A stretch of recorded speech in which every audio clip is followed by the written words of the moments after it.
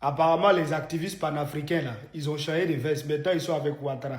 Ils ne sont plus avec la US. Maintenant, ils soutiennent Alassane Ouattara. C'était des panafricains. C'était vous qui disiez que c'était des panafricains. Les grands panafricains, oui, oui, c'est des panafricains.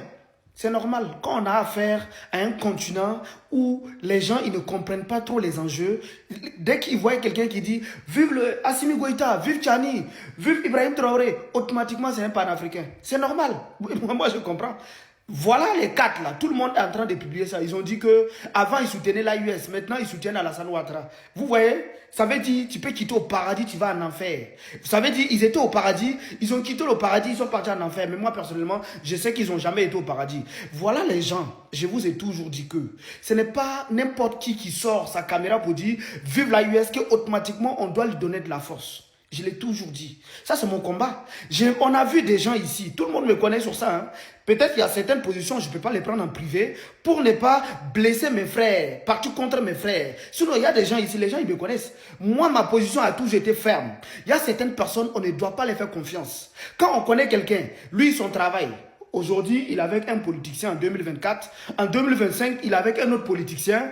En 2026, il est avec un autre politicien. Est-ce que ces gens de personnes, on peut les faire confiance? Vous savez, ce sont les mêmes personnes. À la lagune Ébrié, c'est-à-dire les activistes de ces pays-là. Ce sont des gens, c'est-à-dire demain ils sont ici, après-demain ils sont ici, après-demain ils sont ici. C'est-à-dire comment on peut faire confiance à ces gens de personnes? Moi, c'est une vérité.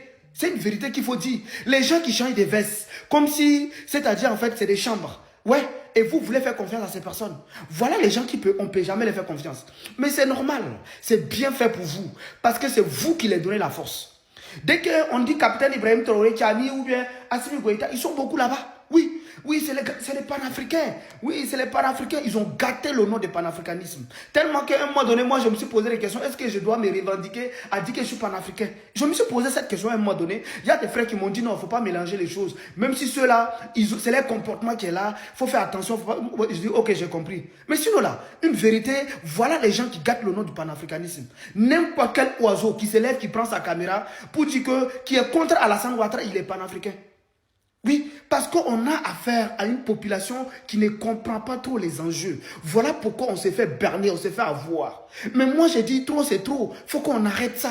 Oui, tout le monde ne peut pas parler, dire vivre l'Afrique automatiquement. On va dire les panafricains. Arrêtons, arrêtons.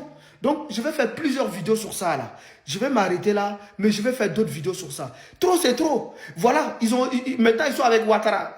Les panafricains sont avec Ouattara maintenant.